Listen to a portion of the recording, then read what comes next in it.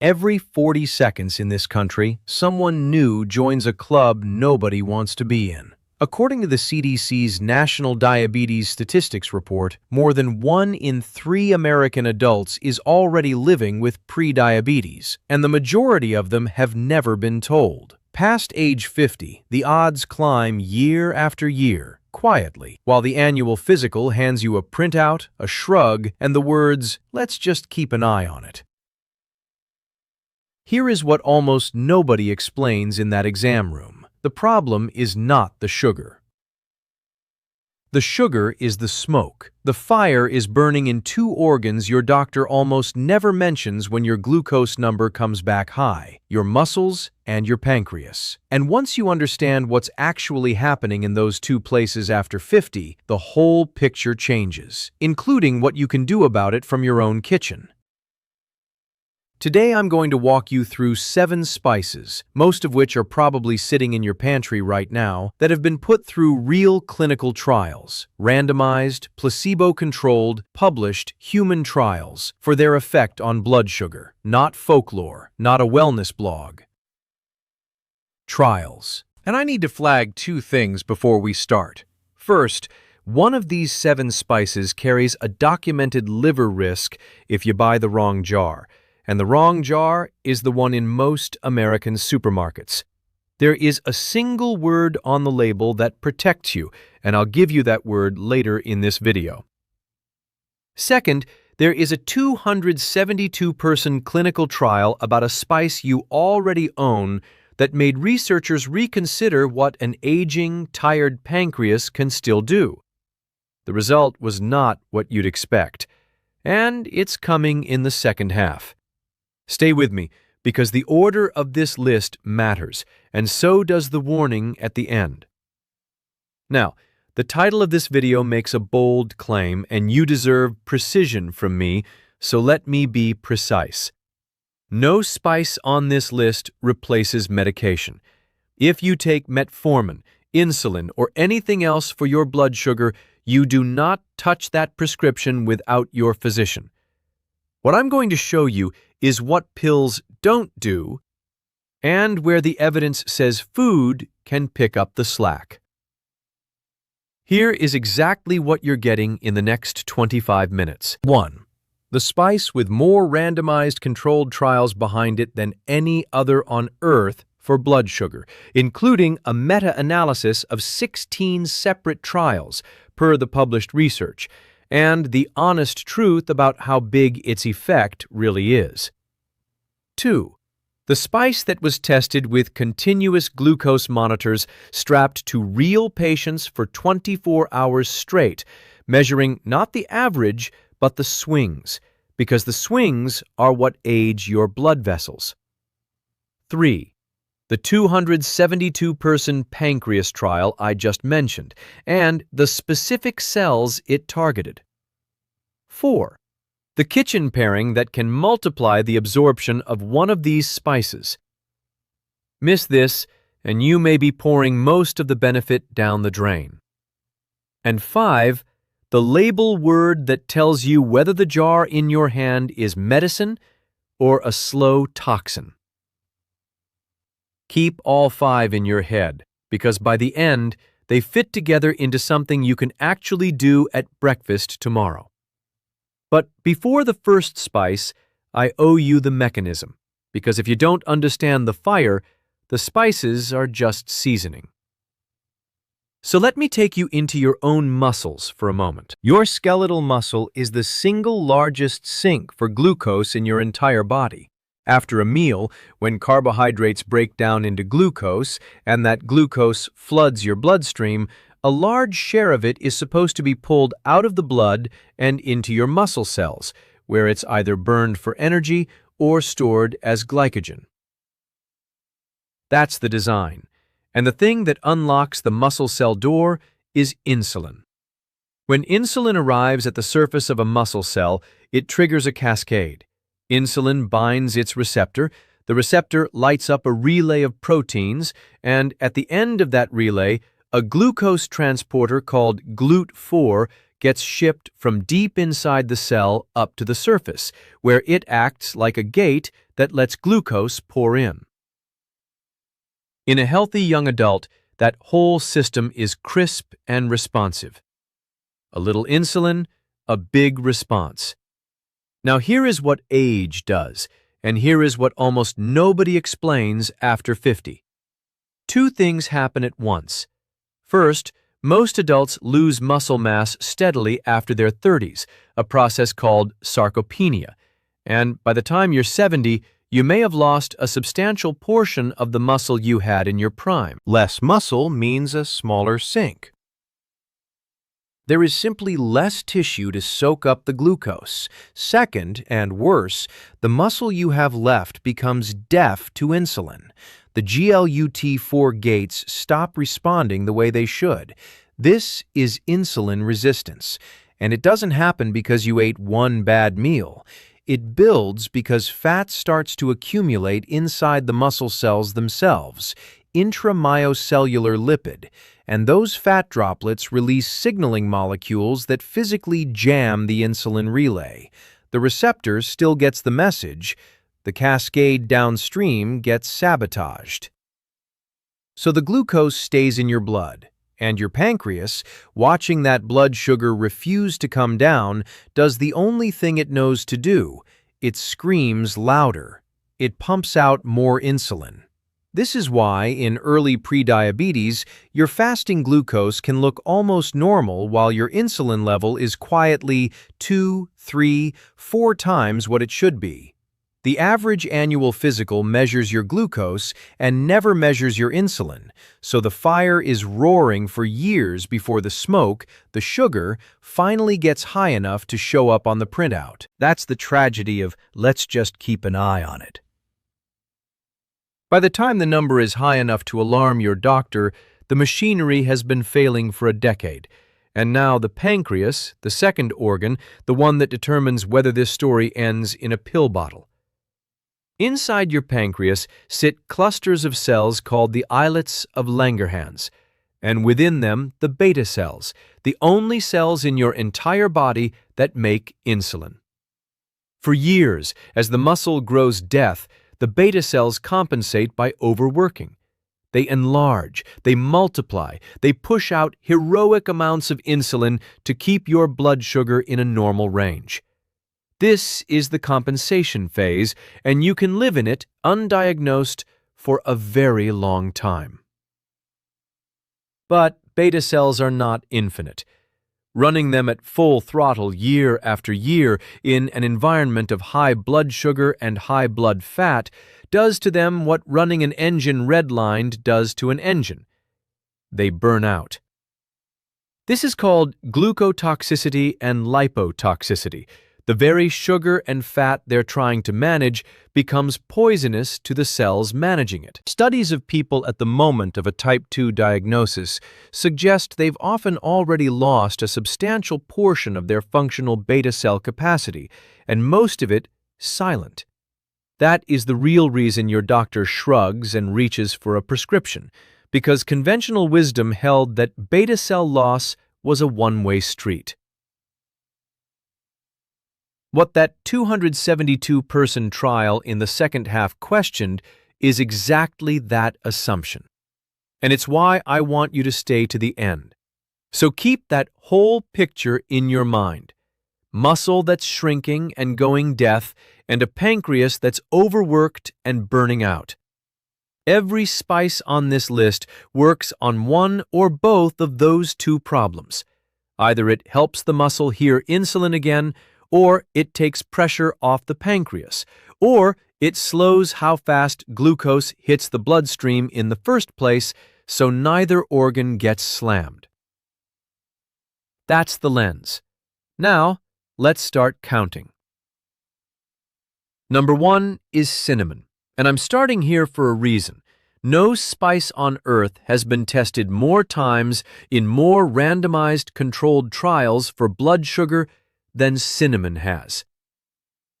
I promised you a meta-analysis of 16 trials, and here it is. A widely cited meta-analysis by Dano and colleagues, published in Diabetes Research and Clinical Practice in 2019, pooled 16 randomized controlled trials, and an earlier analysis by Allen and colleagues in the Annals of Family Medicine in 2013 examined cinnamon's effect on fasting blood glucose. When Allen and his colleagues pooled the data across those trials, they reported a modest, inconsistent reduction in fasting glucose per their analysis. Now, I promised you the honest truth about how big that effect really is, so here it is. The results are not uniform. Some trials showed a striking drop, others showed almost nothing, which is exactly why the Annals of Family Medicine authors were cautious. But when you zoom out, the consistent signal is that cinnamon meaningfully lowers fasting glucose in people who are insulin resistant, and the effect is largest in exactly the population watching this: people over 50 whose fasting numbers are creeping up. Here is the mechanism, because this is where cinnamon earns its place at number 1. Cinnamon contains a family of polyphenol compounds, the most studied being a type called methylhydroxychalcone polymer, along with cinnamaldehyde, the molecule that gives cinnamon its smell. These compounds appear to do two distinct things. First, they mimic insulin's action at the muscle cell, essentially helping to nudge those stubborn GLUT4 gates toward the cell surface, even when the cell has gone partly deaf. Remember the deaf muscle from a moment ago? Cinnamon's polyphenols help it hear again. Second, cinnamon slows gastric emptying. In studies of gastric emptying, researchers gave subjects a meal with and without cinnamon, and measured how fast their stomachs emptied and how high their blood sugar spiked.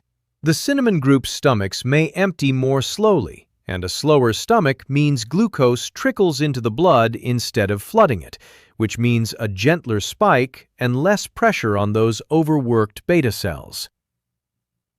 That's two mechanisms at once, helping the muscle and protecting the pancreas. Now, the dose and the practical part, because a spice you can't actually use is useless to you. The trials that worked generally used between 1 and 6 grams a day. That's roughly a half teaspoon to 2 teaspoons. You don't need to choke it down. Stirred into oatmeal, blended into coffee, sprinkled on plain Greek yogurt. That's a gram or two right there. At the exact meal where you most want to blunt a glucose spike. And here's a second-order implication most people miss. Because cinnamon slows the spike, it also blunts the crash that follows. The mid-morning energy collapse and carb craving you feel 2 hours after a sweet breakfast? That's reactive. Your overshooting insulin drove your sugar too low. Flatten the spike, and you often flatten the crash and the craving with it. But, and hold this thought because it comes back at number 5, the type of cinnamon you buy matters enormously. There are two kinds on the shelf, and one of them is the liver risk I warned you about at the start. We'll close that loop. Number 2 is the spice tested with continuous glucose monitors strapped to real patients for 24 hours straight, and that spice is ginger. Most blood sugar studies measure one number, fasting glucose, drawn once in the morning. But your blood vessels don't live in a single morning number. They live in the swings, the sharp rise after every meal and the fall afterward. Researchers call this glycemic variability, and here is why it matters more than the average.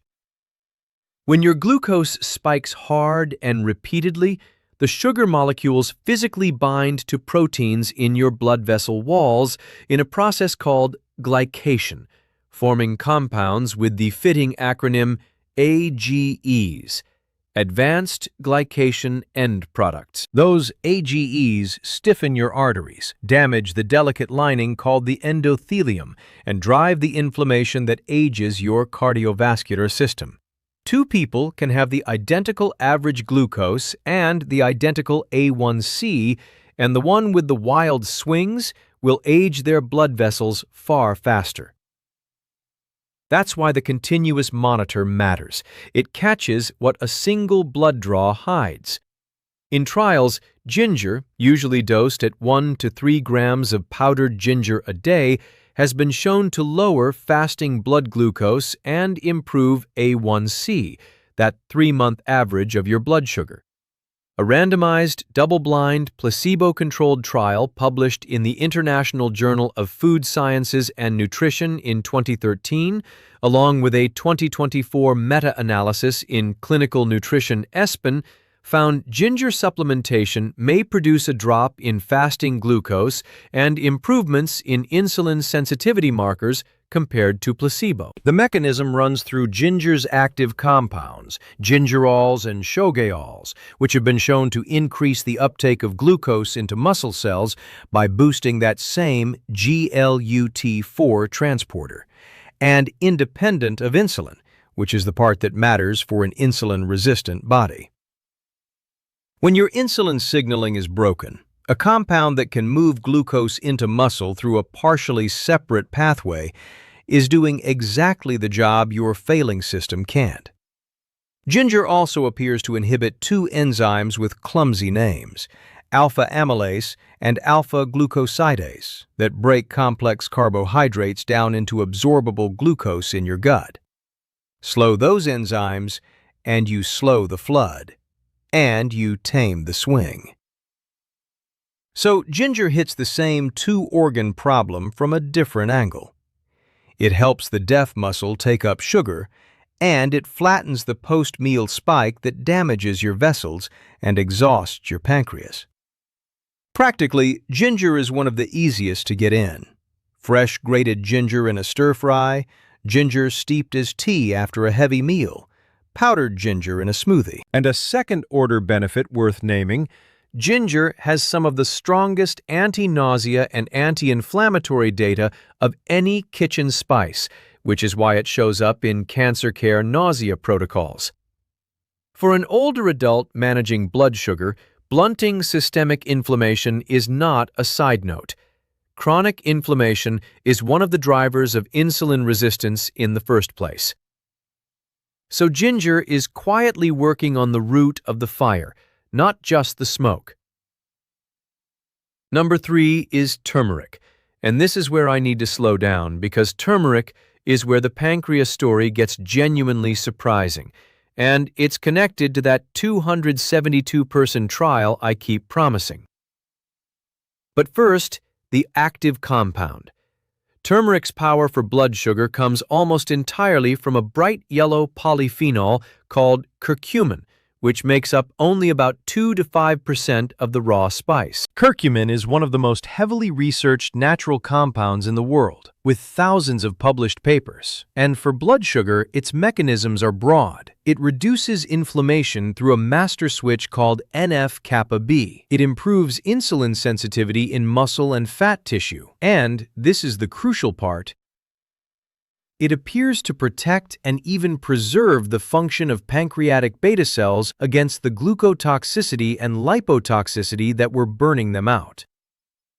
Now the trial. Researchers in Thailand, in a 2024 trial published in Nutrition Journal by Yaikwa Wong and colleagues, took 272 adults with obesity and type 2 diabetes and randomized them to receive either curcumin or a placebo. The design is what makes this remarkable. When the researchers looked at the results, they found the curcumin group had better beta cell function, measured by a marker called HOMA-beta, and lower insulin resistance. In plain terms, curcumin appeared to protect the exact cells we said were burning out. It took pressure off the pancreas and gave those overworked beta cells room to recover. That is the finding that made researchers reconsider what an aging, tired pancreas can still do. The beta cell decline may not be the pure one-way street medicine assumed. Give the cells relief from the toxic environment and function can hold, and in some measures, rebound. But here is the catch with turmeric, and it's a big one, and it sets up spice number 4. Curcumin is notoriously, almost comically, poorly absorbed.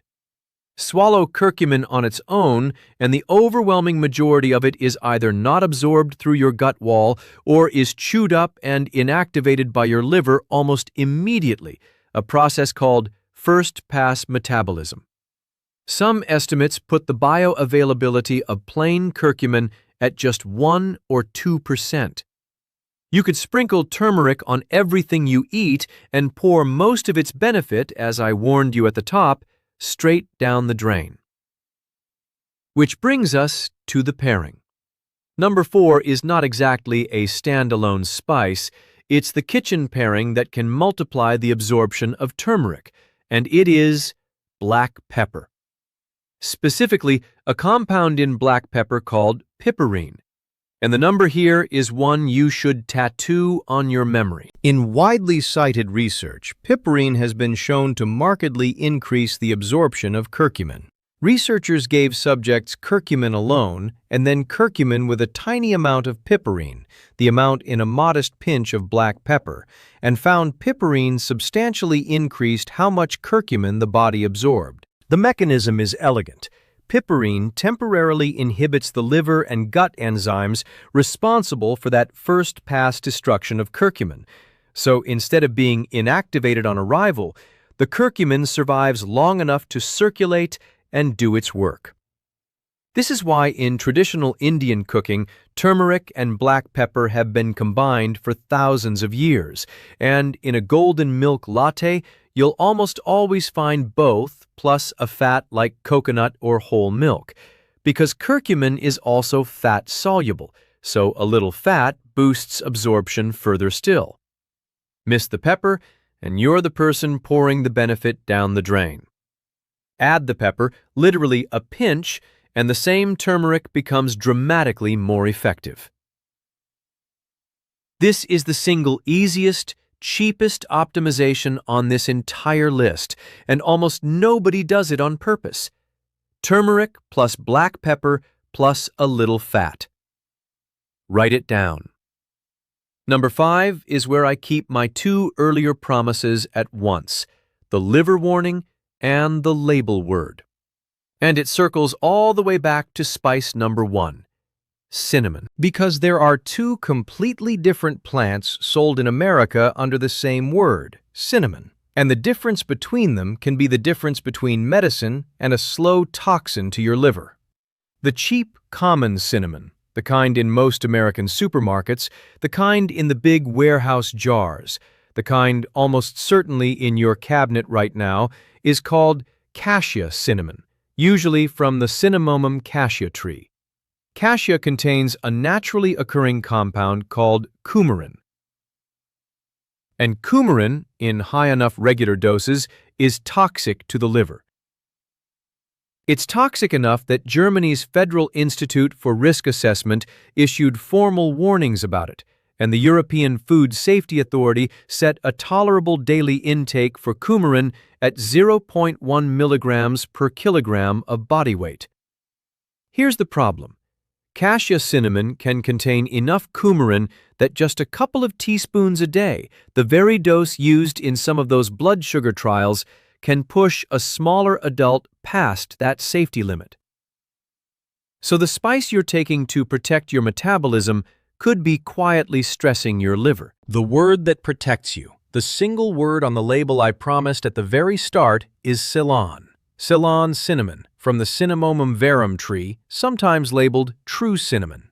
Ceylon contains only trace amounts of coumarin, dramatically low enough that the liver risk essentially disappears at culinary and supplemental doses. It costs a bit more. It's usually lighter in color and more delicately flavored, and you often have to look for it, but it lets you use cinnamon daily, at the doses that actually move your blood sugar, without gambling with your liver. So read the jar. If it just says cinnamon with no origin, it's almost certainly cassia. Look for the word Ceylon.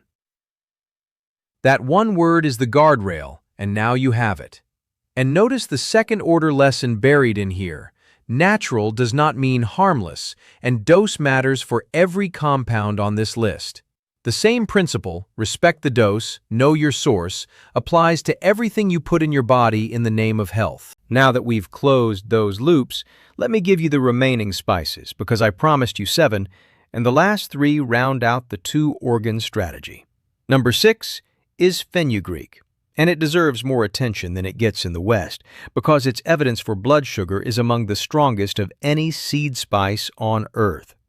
Fenugreek seeds are extraordinarily high in a specific soluble fiber called galactomannan, and they also contain a rare amino acid called 4-hydroxyisoleucine that has been shown to directly stimulate insulin secretion from the pancreas in a glucose-dependent way, meaning it prompts insulin release when sugar is high, but not when it's low. Which is exactly the smart behavior you want. In a crossover trial published by Deshpande and colleagues in the Asia-Pacific Journal of Clinical Nutrition in 2025, using continuous glucose monitoring in type 2 patients, fenugreek was associated with improvements in glucose control. Randomized trials in type 2 patients using practical doses, around 10 to 15 grams a day soaked overnight, have shown meaningful drops in fasting glucose and A1C. The galactomannan fiber works by forming a thick gel in your gut that physically slows the absorption of sugar, the same anti-flood, anti-swing principle we keep returning to, while the 4-hydroxyisoleucine nudges the pancreas to respond appropriately. Practically, the easiest use is to soak a teaspoon or two of the seeds in water overnight and drink it in the morning, or grind them into curries and breads.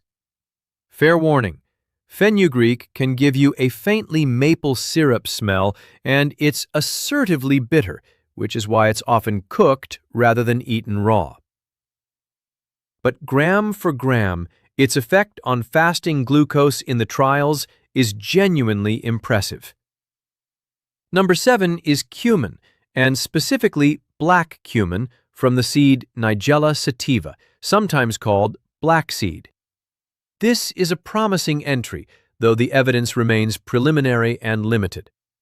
Some early studies suggest Nigella sativa supplementation may help lower fasting blood glucose and A1C, but the data is not yet strong enough to make firm numeric claims. Talk to your doctor before relying on it. The active compound is called thymoquinone, and it's a potent antioxidant and anti-inflammatory that appears to do triple duty. It improves insulin sensitivity in the muscle, it protects the pancreatic beta cells from oxidative damage, that same beta cell preservation theme we saw with curcumin, and it reduces the systemic inflammation that fuels insulin resistance. Typical trial doses run around 1 to 3 grams of black seed powder a day, or a smaller amount of the concentrated oil. Regular cumin, the ordinary kind in your taco seasoning, has its own smaller body of evidence for improving lipid profiles and glucose, so you're not wasting your time with what's already in your cabinet. But if you want the strongest data, black cumin, Nigella sativa, is the one to seek out. So now let's put all 7 back together, because the order I gave them in was not random. Look at what each one is actually doing to the 2 organs we started with. Cinnamon and ginger primarily attack the flood and help the deaf muscle hear insulin again. They work on the front line, at the meal, on the muscle. Turmeric, with its black pepper partner, works deeper, protecting and preserving the beta cells so the pancreas doesn't burn out. And the on-file curcumin trial showed that protection can improve beta cell function and insulin resistance. Fenugreek and black cumin combine both jobs, slowing the flood with fiber while nudging or protecting the pancreas. And black pepper is the multiplier that makes the most powerful of them actually usable. This is not a list of 7 random folk remedies. It's a coordinated assault on the exact 2 failures: death, shrinking muscle, and an overworked, burning-out pancreas that drive the entire disease. And here's the strategic takeaway, the second-order implication that ties it to your real life. None of these works as a heroic one-time dose. The trials that succeeded ran for weeks and months at modest daily amounts folded into ordinary meals. Cinnamon in the oatmeal, ginger in the tea, turmeric and pepper in the eggs or the rice, fenugreek soaked overnight. These are habits, not pills. And habits stacked at the meals where you spike hardest, breakfast especially, when so many of us eat the most refined carbohydrates of the day, are where the leverage is. Combine that with the one form of exercise that directly rebuilds the muscle sink and reawakens GLUT4, even a 10-minute walk after a meal has been shown to significantly blunt the post-meal glucose spike, and you are working on both organs from both directions, with your fork and with your feet. Let me be precise one final time because I respect you too much to overpromise. These spices are not a cure, and they are not a replacement for your doctor or your medication. If you're on metformin, on insulin, on anything, you do not change it on your own, and in fact, several of these spices lower blood sugar enough that if you combine them with medication without telling your physician, you could drive your sugar too low. So loop your doctor in. But within that honest frame, the evidence is real, it's human, it's randomized and placebo-controlled, and it says that what sits in your pantry can take genuine, measurable pressure off the two organs that decide whether you stay at the fork in the road or cross into diabetes. The CDC says 1 in 3 adults is standing at that fork right now. Which direction you walk is, more than you've been told, in your own hands, and often on your own spice rack. If this helped you understand what's really happening inside your body, the fire, not just the smoke, do me one favor. Hit that like button, because it genuinely helps this video reach other people over 50 who've been handed a shrug and a printout and told to keep an eye on it. And subscribe, so the next time I break down the real mechanism behind something your doctor didn't have time to explain, you're right here for it. Thank you for watching, and I'll see you in the next one.